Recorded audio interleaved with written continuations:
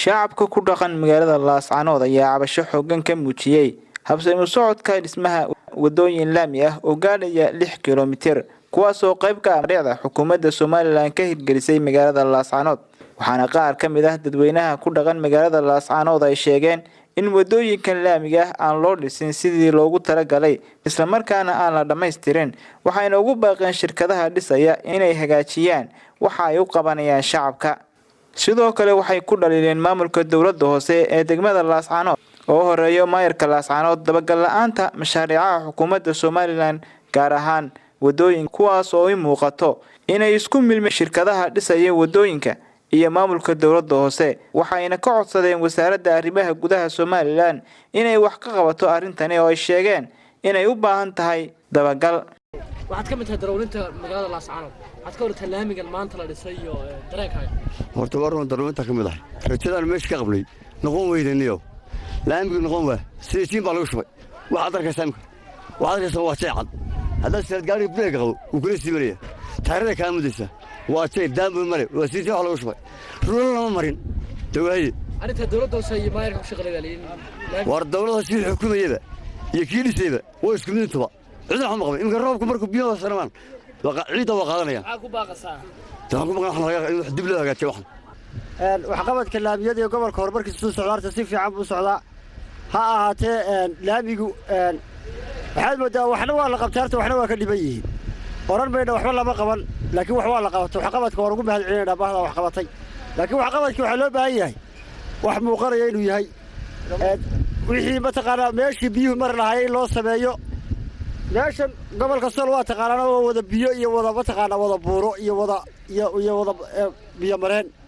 dhul biyo mareen ay loo sameeyo oo shirkadda laamigan bala qaaday wax bari kama raadis yeesha loo baahan yahay dawladda hoosana waxba nooma qabato nala dhisa waa eega way nala ogaada laamiga way nala hagaajiyaa wali waa salubsanahay halkan inuu taaganahay waa laamida ka leexda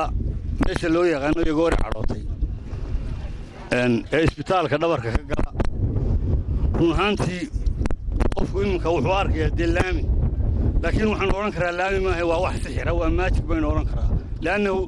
laatiga bisha waxa la dhigay rakaawada la dhigay maantana taariikhdu waa 22 waa la garan karaa laami inta lagu sameeyo wadarkiisino ciida iyo daamurka wax allaale wuxuu dhixeeyaa ma jiraan 3 leeyar baa maqan